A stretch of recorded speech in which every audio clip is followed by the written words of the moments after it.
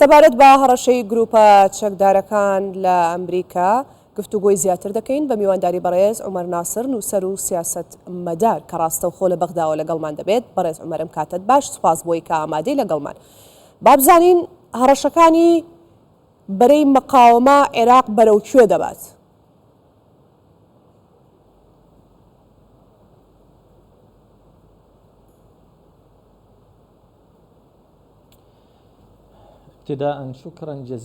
زۆر سوپاس بۆ ئێوە و بۆ بینەرانی کەناڵی کوردستان 24.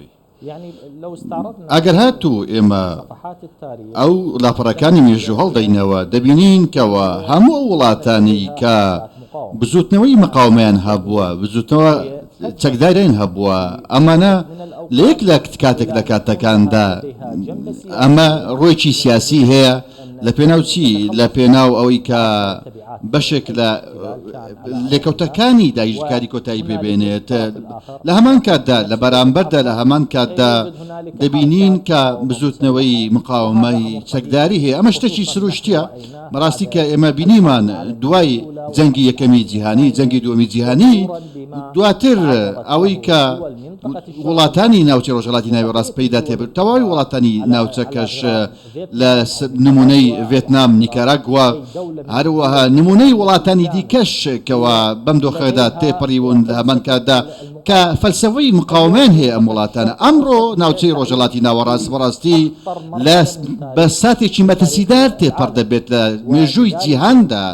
بۆیە دەیڵێم کە بەڕاستی شتێکی سروشتیەکەوە هەندێک محور گروپی مقاومەت دروست ببن، هەروەکو چۆن هاوپەیمانێتی هەیە لە نێوان جەمسەرە نێودەوڵەتەکان هەیە لە پێناو کۆنتڕۆڵکردنی جیهاندا.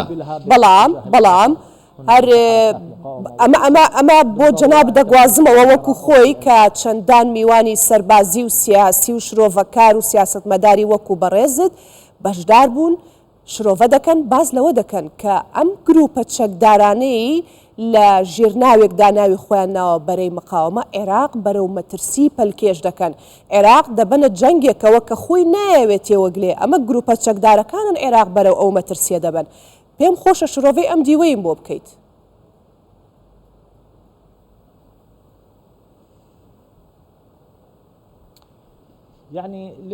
بەداخەوە دوای ساڵی 2023 دوای ئەو گۆڕانکاریکە ڕوویدا بەڕاستی هەندێک زۆر پێشێرکاری بۆ سەروەری عێراق ڕوویدا. زۆرێک لە وڵاتان بەڕاستی هەوڵیان دەدا کە عێراق ببێتە بەڕاستی شوێنێک بۆ فرێدانی زبڵی سیاسی وڵاتان، ئەجندای دەرەکی جێبەجێ دەکرێت لە پێناو لەبەری هەڵوەشانەوەی کۆمەلگای عێراقی لە هەمان کاتدا بۆ ئەوەی پوازێک بکوتێت لە نێو پێکاتەکانی کۆمەلگای عێراقیدا. لە هەمان کاتدا هەوڵیان داکەوە دابەشکاریەکە دروست بێت و ئەو کەلێن و درزا لە نێوان هەرێمی کوردستان و بەغدا و حکوومەتی فیدرالی بەڕاستی زیاتر بکەن بۆ ئەوەی کەوا هیچ سەقامگیریەک لەو ناوچەیەدا دروست نەبێتە.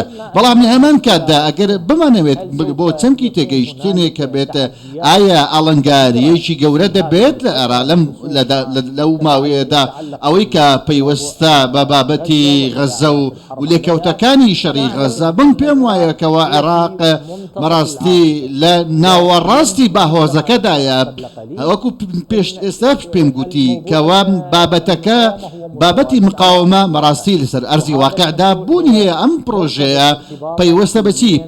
بە تەواوی پەیوەستە بە شەڕی غەزەوە.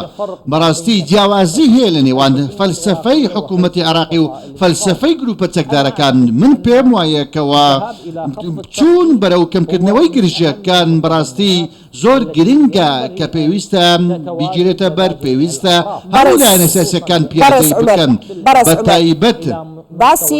بەڕێز عومەر باسی جیاوازی فەلسەفەی حکوومەت و گروپە چەکدارەکانت کرد، بەڵام ئێستا گروپە چەکدارەکان بە شێوازێک هەڕەشە دەکەن، دەڵێ ئەوان بڕیاری دەوڵەتیان لەدەستایە.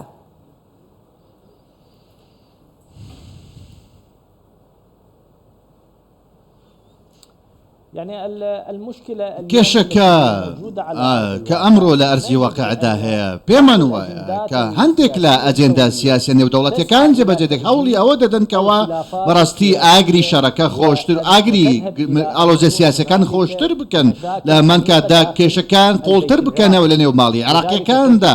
بۆیە پێمان وایەکە لە لایەنی بەرامبەردا فەلسفەی گروپە چەکدارەکان وەکو گوتم پەیوەستە بەچی پەیوەستە بە بەڕاستی بەرەنگاربوونەوەی داگیرکاری ئەوە وەکو خۆیان باسی دەکەم. لە هەمان کاتدا هەندێک لانی دیکە هەن هەوڵ دەدەنکەوە کە عێراق بەڕاستی شوێنێک بێت بۆ زبڵدانێکی سیاسی بێت.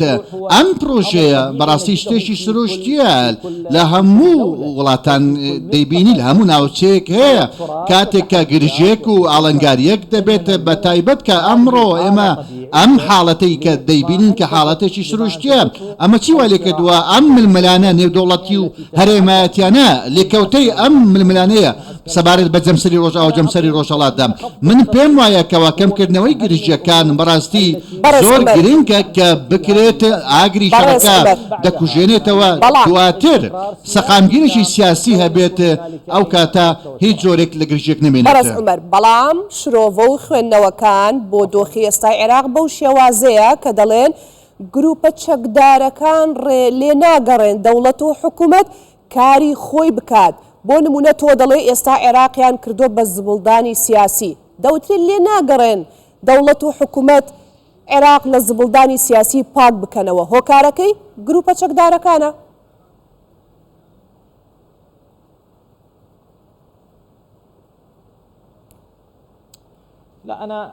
نا نەخێر من بەشێک لە ئەجێندە سیاسیە نێودەوڵەتیەکان و هەرێمەتەکان هەوڵ دەدەن کە عێراق بکەن بە زبڵدانێکی سیاسی نێودەوڵەتی. من ئەوم باس کرد بە تایبەت کە ئەمڕۆ عێراق دەبینین کە ڕۆڵێکی ئەرێنی دەگەڕێت لە پرۆسەی دیموکراسیەتدا لە ناوچەکەدا تەنانەت مەف و ئازادیەکان پرۆسەیەکی سیاسی هەیە دەستی پێکردووە کە ئەگەر چی بە سسیش هەنگاو دەنێت بەڵام هەنگاو دەنێت بەرەو چی هەنگاو دەنێت بۆ ئەوەی کەەوە بەرەو دەنجی دەوڵەت بڕوات. بەڵام لە کۆتاییدا لە ئەگەر هاتوو بمانەوێت قسە بکەین بە واقعی سیاسی قسە بکەین لە هەندێک بابەتی نەرێنی قسە بکەین بێگومان لە عێراقدا بوونی هەیە لە سیستەمی سیاسی حکومڕانی عێراقدا بێگومان ئێمە پێویستیمان بەوە پێداچوونەوە و هەڵسەنگاندنەوە هەیە بۆ ئەوەی کەوا بەو ئاراستەی هەنگاو بنێنکەوە چەک لە دەستی دەوڵەت لە دەرەوەی دەوڵەت نەبێت.